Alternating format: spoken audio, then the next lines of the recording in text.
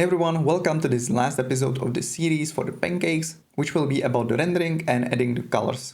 I'll talk a bit about the camera and some other stuff. I might adjust things around the layout that we did in a previous video, so just move it all around. But that's about it. We'll be finishing up. So again, as all previous videos, left upper corner, whether I'm going into the edit mode or I'm in the object mode. To be honest, I'm not gonna go in this one too much in this because we are pretty much done with all the models, just in case. Also, again, right lower corner here in the viewport. So here will be the shortcut as always, but it might not be visible too much. We'll see. I'll try to remind you again about what I'm using. If it's visible, just check it. So last time we ended up here in a world setting of the lights, and also we added this middle light. In outliner we can see this area light.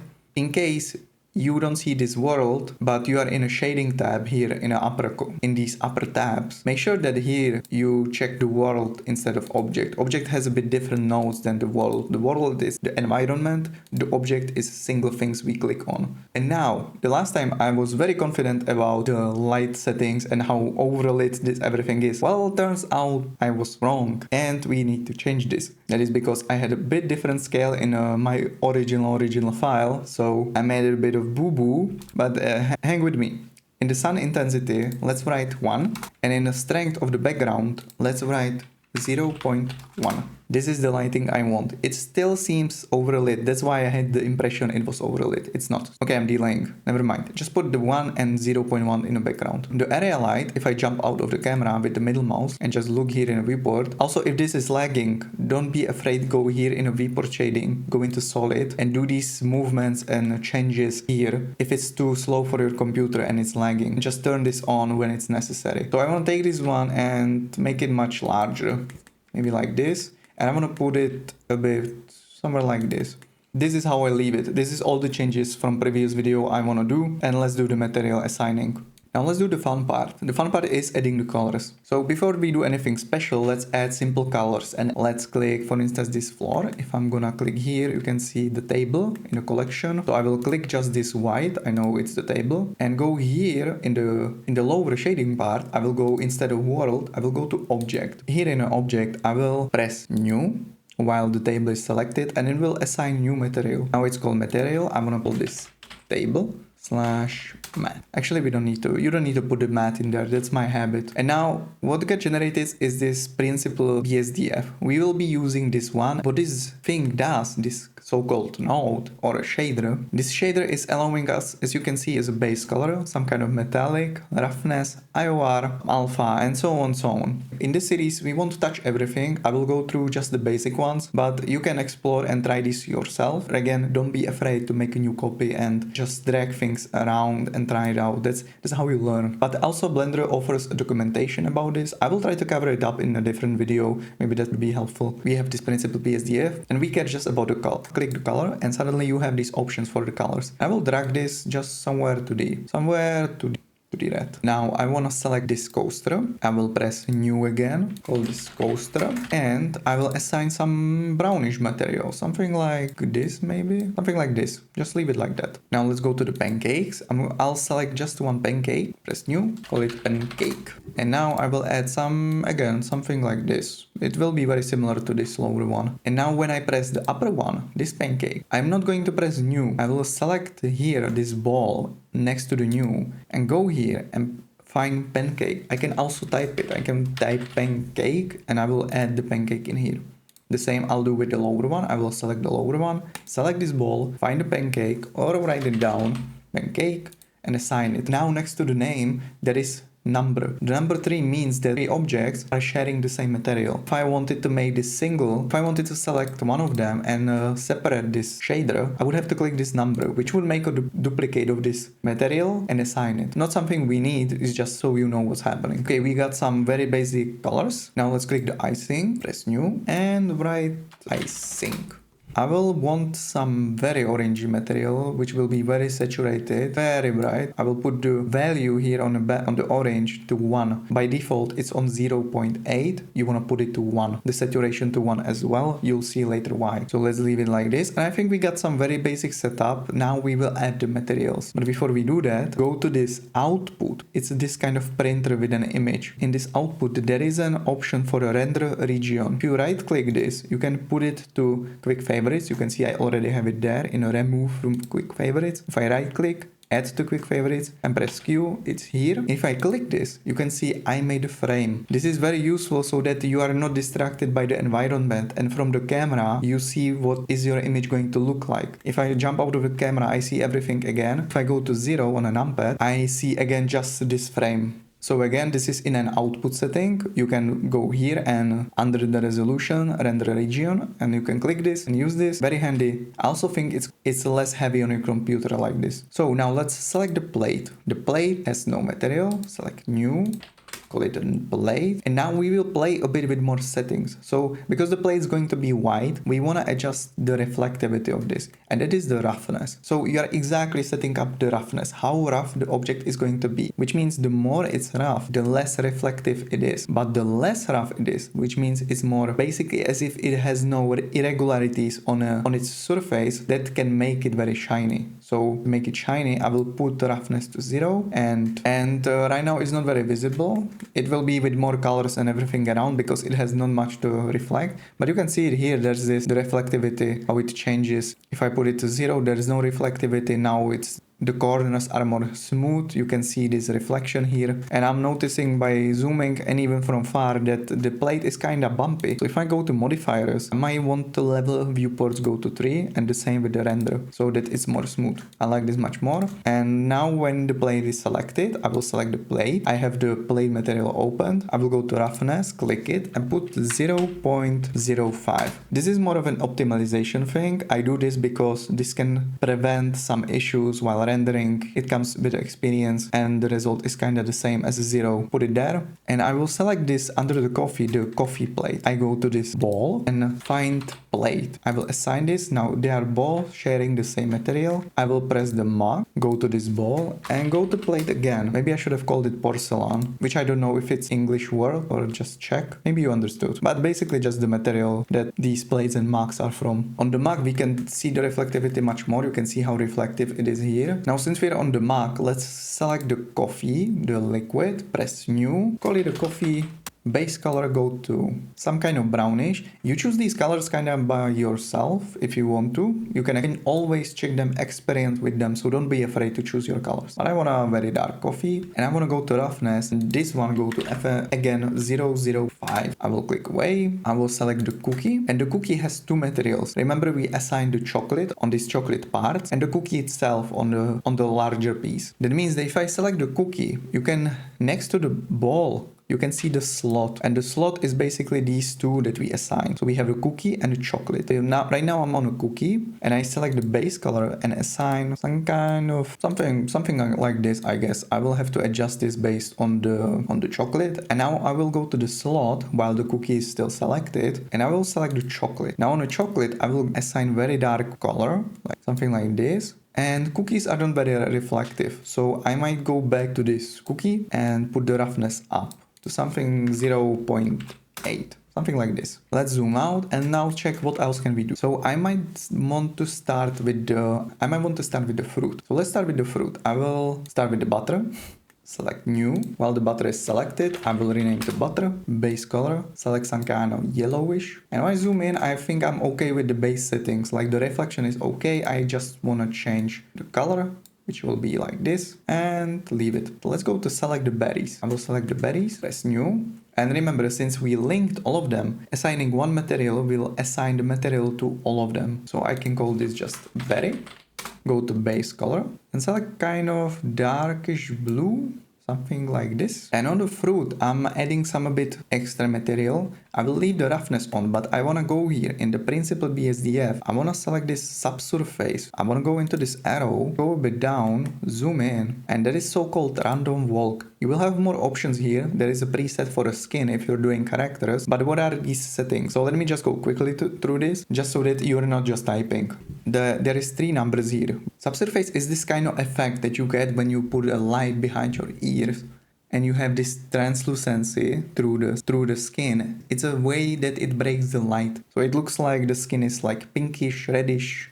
You can see it on your fingers as well if you put the light towards your if you put your fingers on a light or some very intensive light, you will see your skin being somewhat orange glowing. And when we do this breakage, there is this so-called radius. We separate it. If you drag your mouse over, you can see that scattering radius per color, RGB. So each value stands for red, green and blue, and you are basically setting up which color will stand up a bit more, which is again multiplied by scale, which is under it. So the scale is that's based on how large your object is. Sometimes you can go from different program and your scale may be 0, 0, 1. Sometimes it can be larger, sometimes it can be 10. The anisotropy I don't know how to explain easily, so if you're interested, drag over this, it's written what it does. I think that's the best way to put it. So while the berry is selected, let's go to the red, which is the first one, and put 0.2. Now go into the green channel and put 0.4, and to the blue channel put 0.6. And that's pretty much what I want. And now the weight above it, I want to put to 1. So if you're interested what it does, you can kind of turn it on and off and see what it does.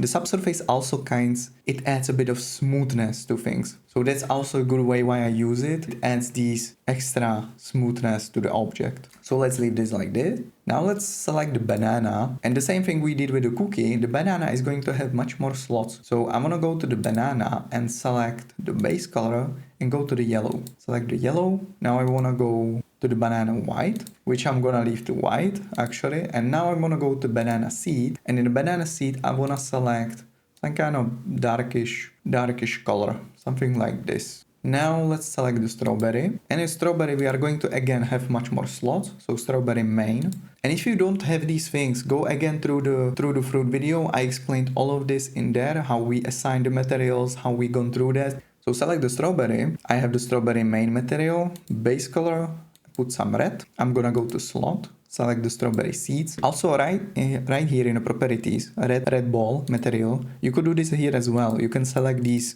materials here. I think that's how most people do it anyway. So strawberry seeds, base color, and we want a bit of yellow. Now I want to go to the strawberry leaves and I will go some greenish color.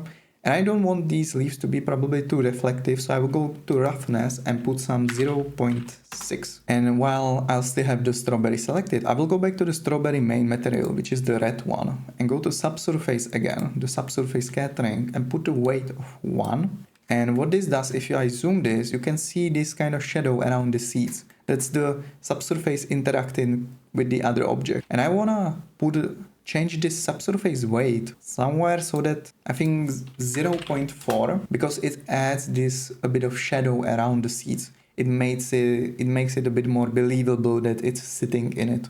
So that's why I put it there. So feel free to edit as well. If I zoom out, I think I want to investigate my scene, and I think I'm kind of okay with this. So let's do a bit more work on the icing and on the pancakes themselves.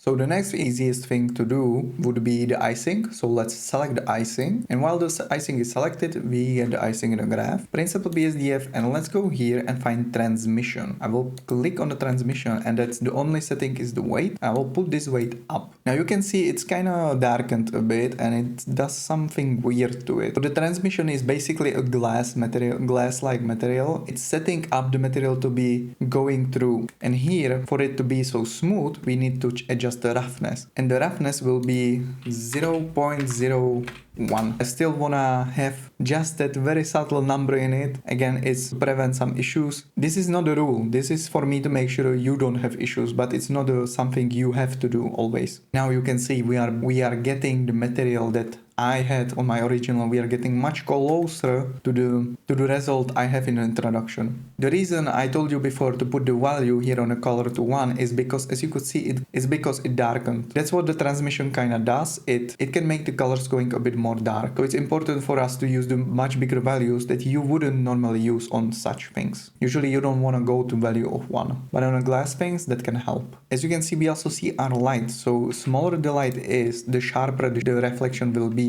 Bigger the light, softer the reflection. Also, one interesting thing, if you want some different results on this icing, you can feel free to use IOR. The transmission works with this IOR and it does a bit different. I'm not going to explain exactly what it does, but when you drag this, you can get much different results. So by default it's 1.5, but feel free to move it and do some subtle changes to it if you want to. And if it's too dark, you may want to adjust the lighting. Here in properties data, the green button, while the light is selected, you may want to make it stronger and then make the fruit darker to compensate for this, which maybe I could have done, but then never mind.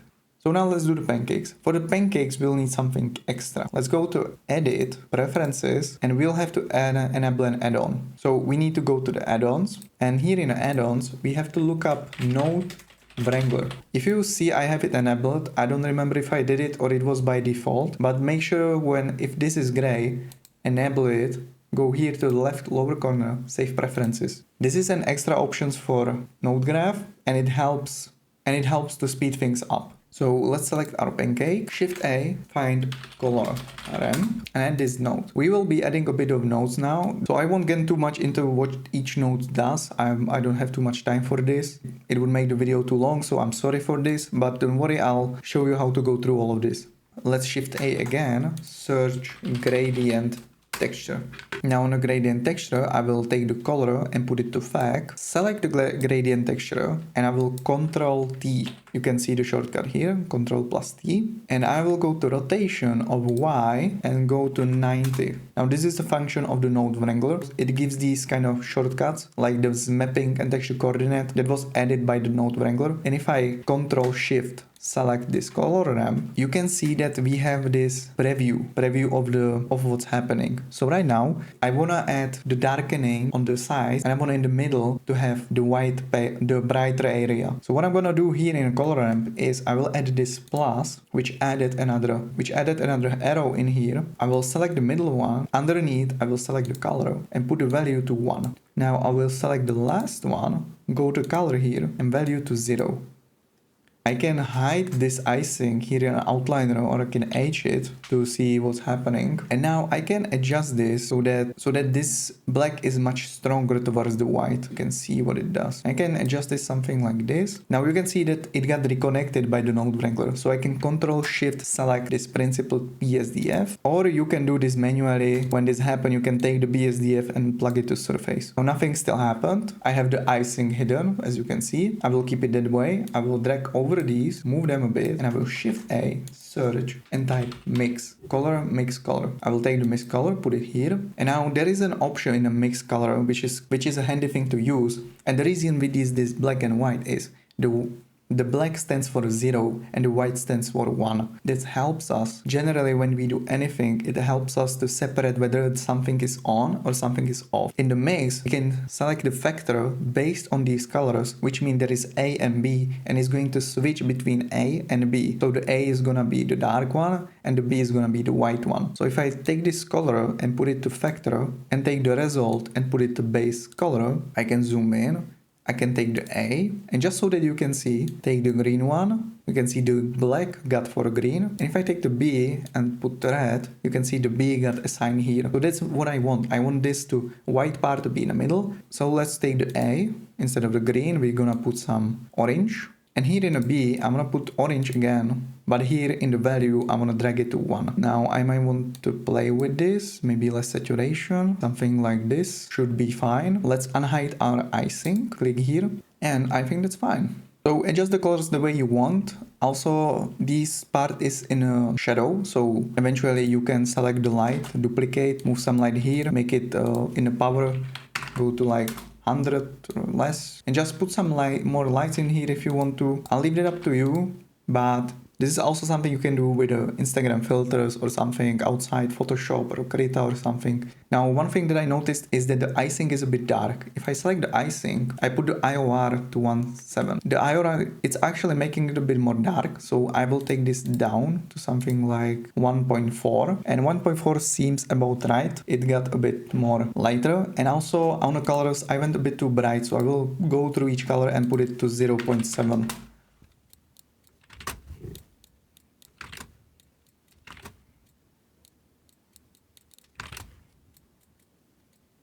And now I will select my area line and put the power to 200. So this was very subtle change. I could maybe also adjust the blueberries. Blueberries could be darker. Also I sped this up. So basically what I did was on the base colors, I adjusted the value colors. So the icing is brighter because of the light, but when I make the light brighter, everything else gets brighter. So I had to tone down the values of these colors surrounding it to compensate for that. So again, we are problem solving. I know this was a bit chaotic. Sorry, I didn't plan this well. So I hope you can follow this without an issue. So I think we got a good setup. If I hide this table, are looking somewhat good. I can see the line in here. And if I want it, I'm gonna press the pancake and I can drag this up to make the line a bit more outwards. And I can add another of these arrows with this plus here and move it next to this, go into color, put the value to 1, and I can make this a bit more stronger. You can see that if I Control Shift again, you can see I'm making this something like this. But that's only if you want to. This is not a necessary step and you can do just this one in the middle. Control Shift the BSDF again and you can make this a bit more thicker if you want to. But let's continue. So there's two things that we need to do more. We got this finished. Maybe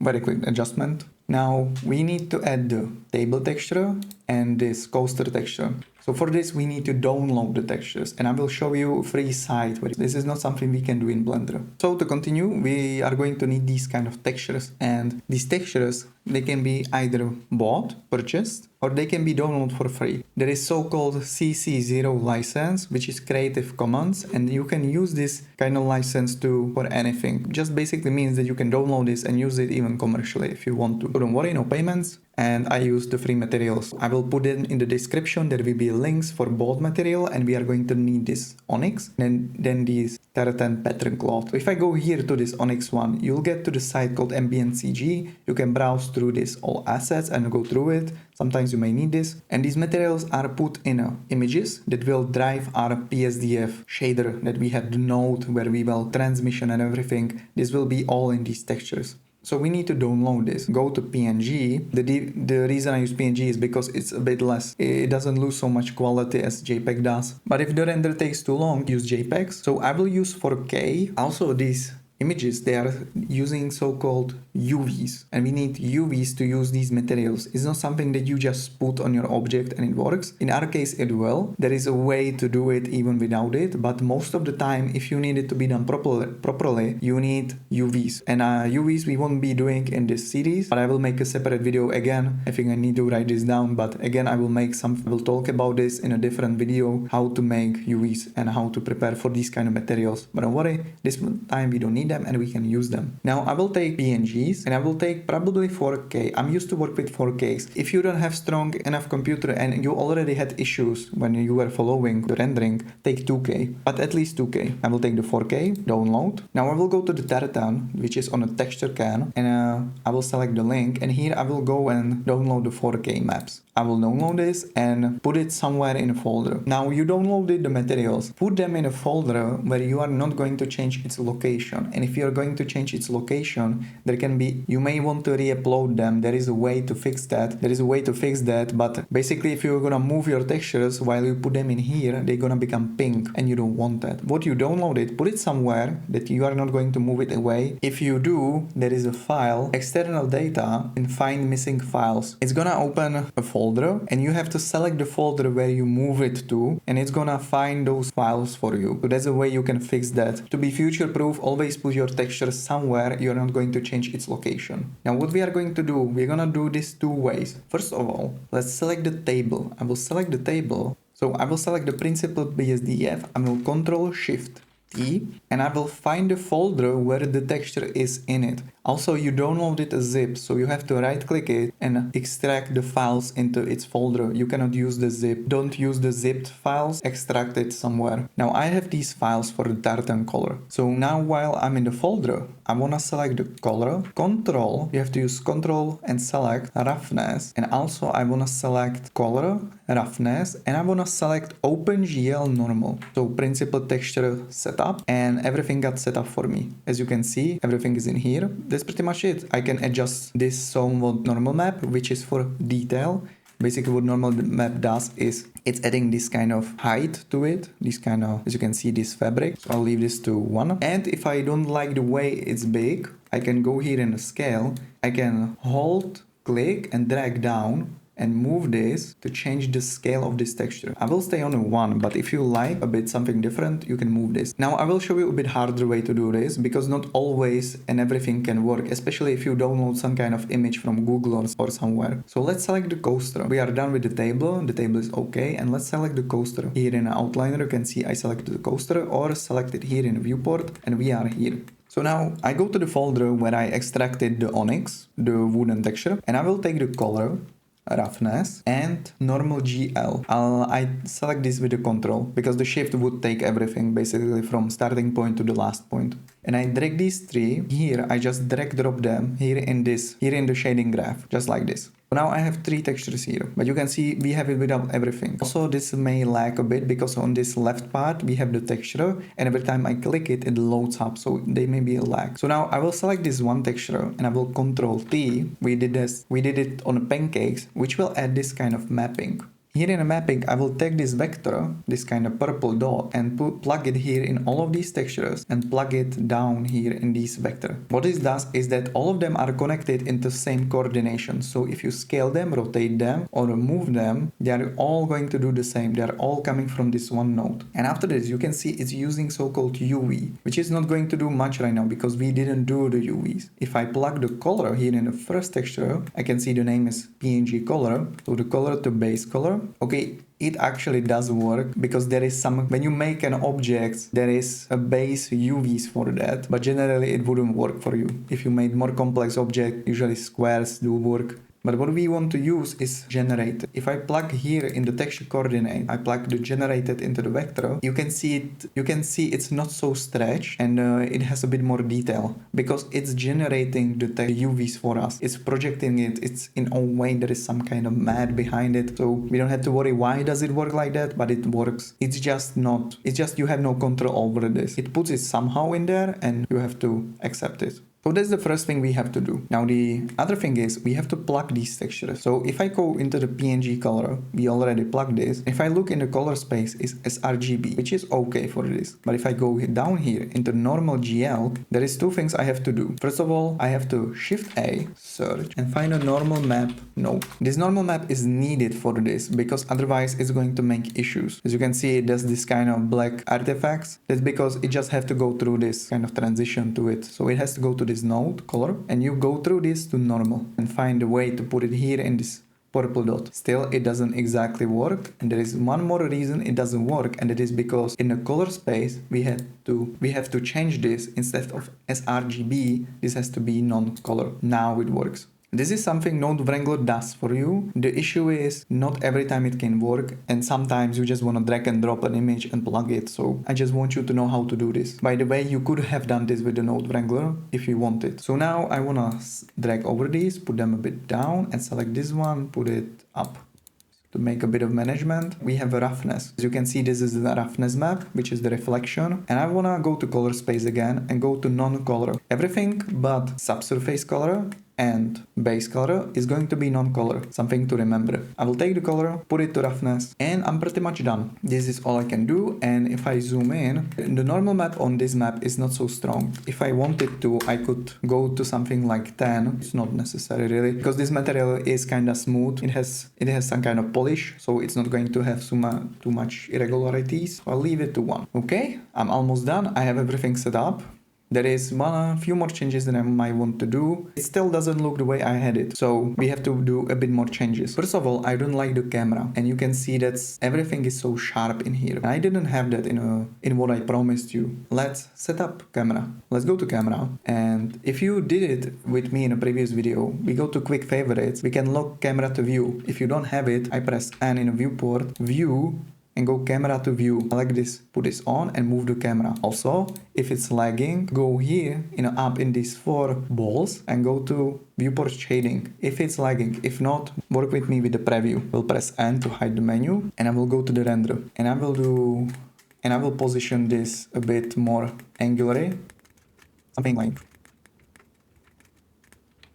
So this is more the way I had it. That's the first thing I wanted to do. And I will go to Q, lock camera to view, turn it off. Or again here in this menu, view, camera to view, turn it off. I will hide this menu. I don't like the way the cookie is big, so I will just scale it from here. Just move it. Control A, scale. I'll select the camera. In this right corner we have settings. First thing I want to change is focal length. What the focal length does is the lower the number is, the more of a fish eye you are going to get, whereas the larger the number is, it's going to create more flat orthographic view. And usually when you are doing things like portraits or something from close-up or general image, it goes from 50 to 100, 120, something like that. If you do cities and such, it can be 30 or something, or large building or some dramatic views, you can go lower. I will go to 75. You can notice it zoomed out, so I will Q, lock camera to view, and zoom out again. Like this. I should have done this like a first thing probably. Now I will lock camera to view, turn it off. And the other thing I want to do, I will select the camera. I want to do depth of field, which is the blurring. There is 2 ways to do this. If I turn this on, I can first of all focus on object. I can drop click object and focus on it. And if I change the f-stop, it's gonna make everything blurred, while the things I selected is gonna keep in a focus. So that's one way to do this. But what I like to do, you could for instance select the butter.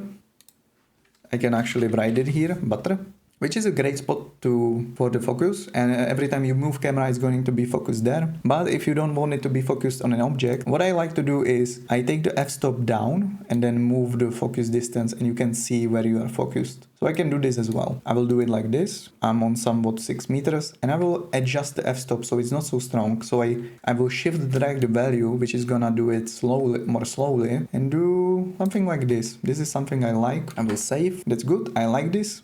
And there is one thing, when you are setting up the camera, there is one handy thing I want to show you. And it is if you go to viewport display, and here there's hidden composition guides. If I go here again, 4 balls, the viewport shading, I go to solid, I can turn on these thirds. You can see it added those lines. And those lines, if you did any photography or you do 2D or something, you may be familiar with this, but this composition guys, it helps us to set up the scene. For instance, there are some kind of rules that if you use these thirds, people, when they do portrait, they keep eye levels here in these upper centers, or they keep something in one of these centers. There you have also diagonal. Sometimes when you are doing storytelling, you might want to go from left to right upper corner or something like that. This helps you to set these things up. So it's just, as it says, it's just guides. So let me go back to render, and it looks like I'm kinda okay with what I have. So, and I think we are almost done. We are almost there.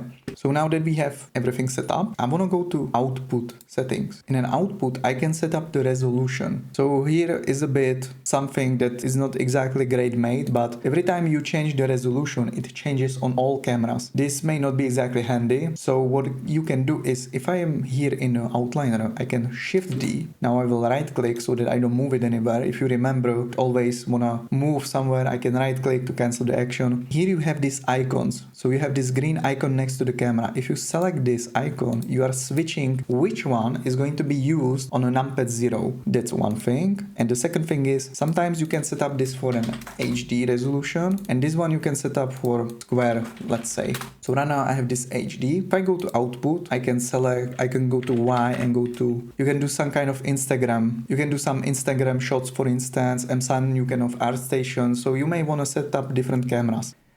And if I go here to camera square, go to Q, lock camera to view, and set up something, I don't know, something like this.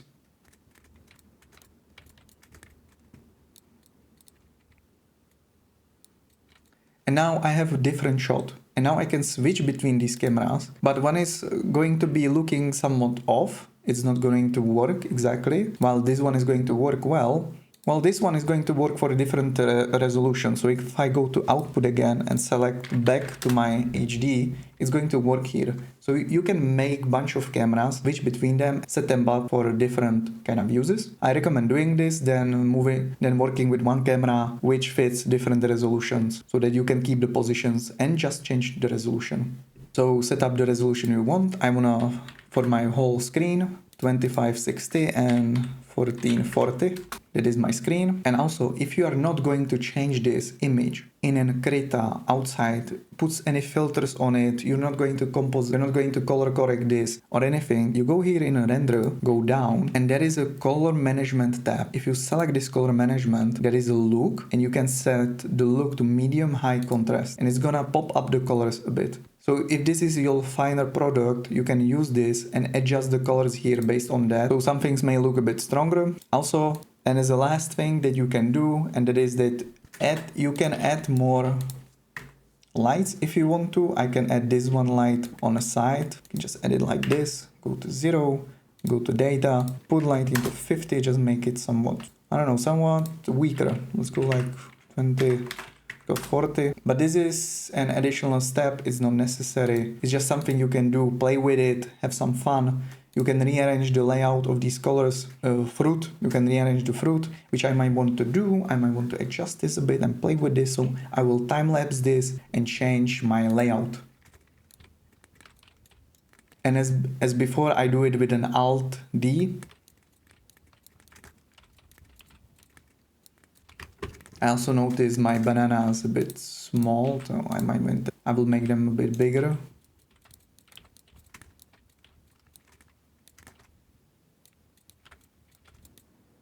I think I like this. I'm okay with my result here. One thing, I maybe went too quickly with this light, so let me just go again through this. I will delete this. If I take this light, I can do this in this solid view. These four balls, I go to solid here, the second one from left, Shift D, double R to just rotate it the way I need. I had this part darker, so I can go here, I can just rotate it the way where it was dark, and I don't want it to shine too much. I don't want that to be my main point of view, so I can just point through there. Go to data here in the properties, power, set it to week number like 50. Now, if you want to, you can make a new collection for this. I think you already know how to do that, or you can just rename it to light 2 and light main, for instance. Go to render 0 and adjust this light 2 based on your needs. But I'm okay with everything that I have. So guys, while editing the video, I noticed I actually did have the whole scene overlaid. So to fix this and to make it closer to the final that I had in the introduction and overall my original file, we have to do just 2 changes. And when I created the first light, select the light main, or the first light that I have, as you can see here. It's just the area light we did in the beginning. And take it from those 200 to like 75 or 100. I really pushed it too much. Now you can see overall the change, and the blueberries are a bit too shiny. So take those, click on a blueberry, select the base color, and I took it to something like 0.45. That's pretty much it. Now when I render it, it should be much closer and a bit better than the result I will have after this small segment that I added here. So I will talk about it, but this is the result you should get. So I hope it's alright. Also in the links below I have the original file for free. It's on my gumroad, download it, and it's not this file, it's the original, the introductional render that I used. So download it and check it out, everything that I have, how I set it up, how I modeled it. You can reverse engineer it and just investigate. Let's continue. I will select my scene and I'm ready to render. Please make sure that in the fruit you have this disabling renders selected, and now left upper corner render, it's render image, or you can press F12 and now your computer will scream and render our image. For now all we have to do is wait, and here on the left upper corner you have remaining time, which is just an estimation, it's not exact, and when it's done everything will disappear, there will be only few values. Also if you hide this you have the render percentage, so just wait and let it finish. Now that it finished, you can see that you can see nothing else is here, just these few information like the time it took for it to render. I will go to image, save as. You have to save your image. If I go to here, I will, let's say, call it Pancake Final 01, and on the right corner you have your file formats. So I recommend PNG. If you have some color issues, sometimes it helps to use JPEG. If this is your final and you're not going to adjust it anywhere, JPEG is probably a better option because it doesn't go through any conversions. Color depth always 8, and compressions leave it as it is. Save image as, and that's it. Now if you jumped out of this and you don't have it, the window that popped off, and here in the shading and left lower corner, in this left window down here, you can go here, you can scroll through this with a mouse. In an image, you go to render result, you have your result back. So you can go here, you will scroll here, there is a view, and next to it is 3 horizontal lines, so like this, image, save as, and you can save it again. Okay guys, this is it. Congratulations, you finished the series. Also, I wanna say that this result looks a bit different than my result. Probably in the introduction, not too far, but I can see the berries are much brighter, and that's because I didn't go exactly through all the values. It's an organic thing as well. The models are slightly different, so it was hard to recreate this, especially on the time schedule, make it 1:1. So I hope nobody is disappointed that it's not 1:1.